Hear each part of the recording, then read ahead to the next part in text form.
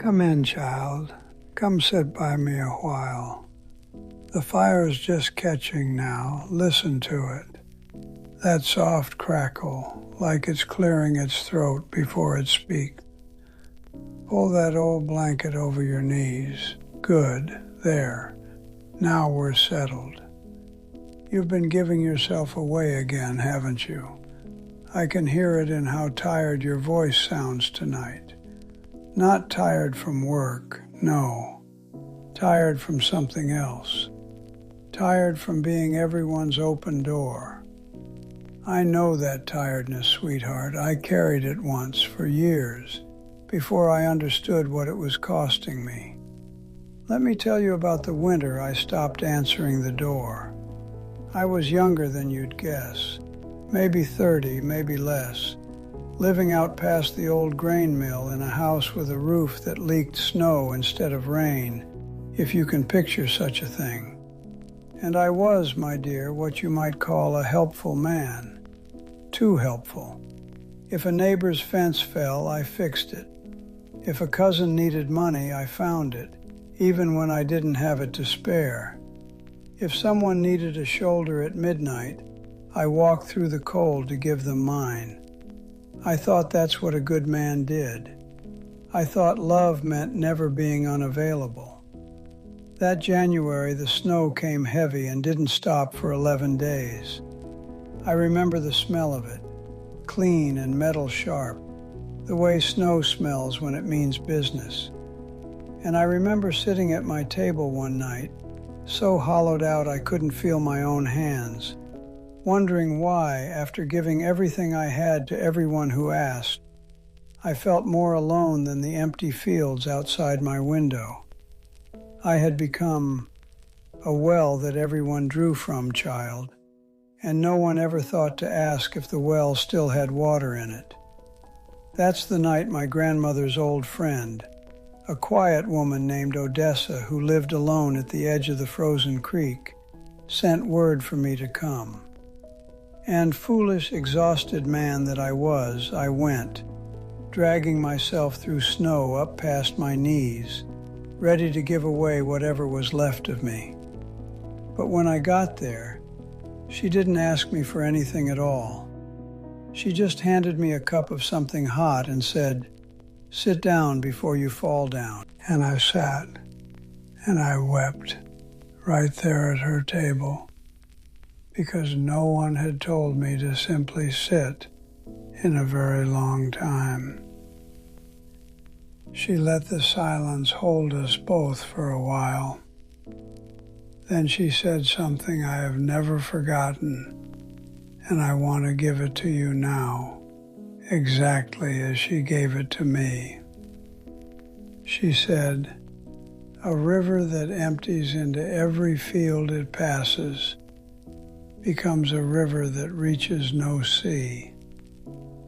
I didn't understand it that night. I understood it later, in the spring, when I watched something happen to the old well behind my house. Here is the first thing that winter taught me, and I want you to hold on to it gently, like holding a small bird. A blacksmith does not hammer the iron every single moment it is on the fire. No, child. He heats it, he strikes it, and then he lets it rest. He plunges it into cool water and steps back, because it is in that resting, in that quiet, that the metal actually becomes strong. If he struck it endlessly, without pause, without withdrawal, the iron would only crack and crumble under its own heat. You are not a machine built to be struck at all hours. You are the iron, and you are allowed to rest in the water. You are allowed to say, "Not tonight," and let yourself cool. And here is the second thing, the thing I learned watching that old well through the following summer.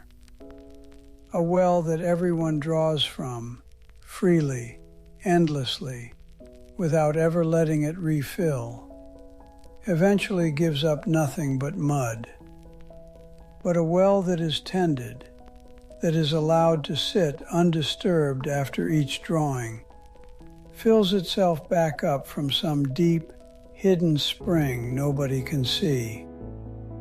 The water was never gone, sweetheart. It was only that no one gave it time to return.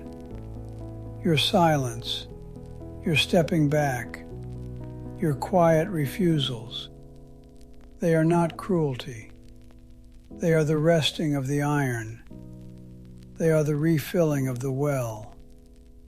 I want to tell you what happened after that winter, because it matters, and because I think you need to hear it tonight. I went home from Odessa's house, and I did something that felt at first like betraying every kind bone in my body. I stopped answering every knock. I let some letters sit unopened for days. When my cousin came asking for what he always asked for, I said gently but firmly, "Not this time."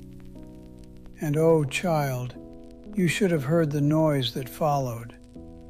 People who had leaned on me for years suddenly called me cold, called me changed, called me selfish of all things, for finally keeping something for myself. But do you know what I noticed in that noise? The people who grew angriest were the ones who had taken the most and given the least. Their anger wasn't about me at all. It was about losing something they'd never had to earn. And the ones who truly cared for me, they stayed. Quieter now, but steadier. They didn't need me exhausted to prove I loved them. That's when I understood. Withdrawing isn't turning your back on the world, child. It's turning your face, finally, toward yourself. There is a kind of strength that doesn't announce itself. It doesn't raise its voice or slam any doors. It simply stops. It simply rests. And in that resting, it becomes something the noisy, hurried world cannot touch. You don't owe your every hour to those who only value you when you're bleeding energy for them. You don't owe an explanation for choosing quiet over chaos. Some doors were never meant to stay open all night. Some rivers are allowed to slow down before they reach the sea. I think, too, about the stonecutters I once watched as a young man, working the quarry on the far ridge above the valley.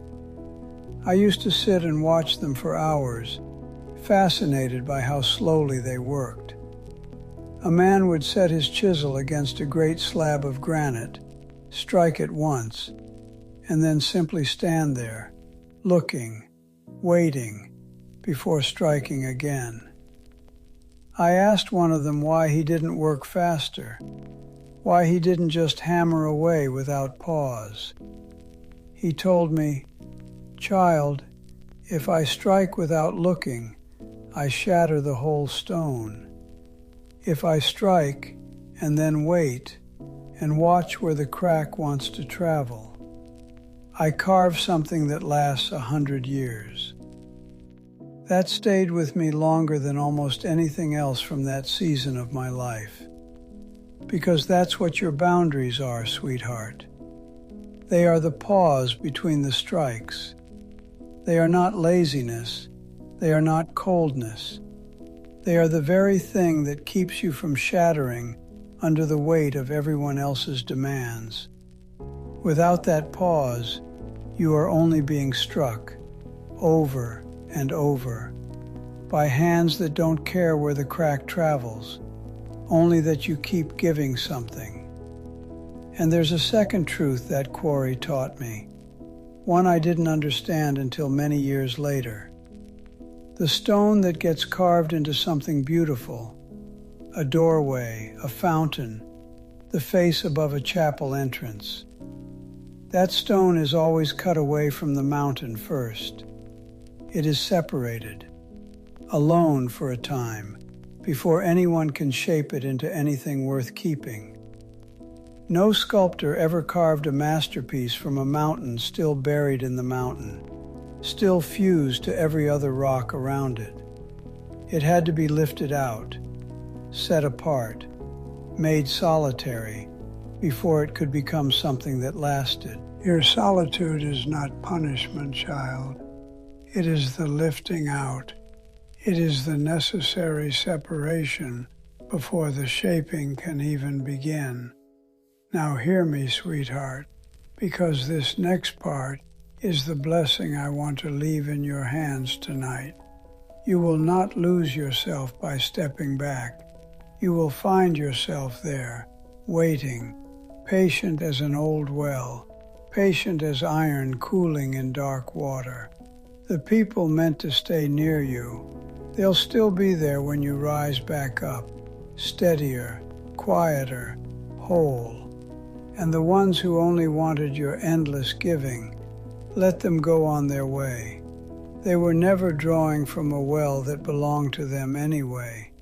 So tonight, just for tonight, let something rest. Let one message wait until morning. Let one yes become a gentle not now. You are not required to be an open door for every cold wind that comes knocking. You are allowed to close it and warm your own hands by your own fire for a while. I won't pretend this is easy, sweetheart, because it wasn't easy for me, and I doubt it will be easy for you. There will be a night, maybe soon, when the quiet feels less like peace and more like an empty room. You'll wonder if you were too harsh, too distant, too much trouble for simply wanting to breathe. And in that moment, I want you to remember the well. Remember that stillness is not the absence of life. It is the very thing that lets life gather itself back up from someplace deep and hidden. Remember, too, that the people worth keeping near you were never asking you to be endless. They were only ever asking you to be real. And you cannot be real while you are being drained dry for people who never once wondered whether you had anything left to give.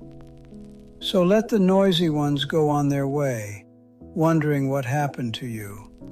Let them call it change. Let them call it distance. Let them even call it selfish, if that's the only language they have for a person who finally chose themselves. You do not need their translation of your own peace. I think that's enough wisdom for one old man to hand over in a single evening, don't you? My voice is getting tired, and yours, child, sounds a little steadier than when you sat down, doesn't it? If these evenings by the fire mean something to you, stay close. Subscribe, so we don't lose each other in all that noise out there. And come back soon, won't you? I'll keep this seat warm right here beside me, and we'll sit a while longer next time. Good night, sweetheart. Rest well. The well always refills, given time.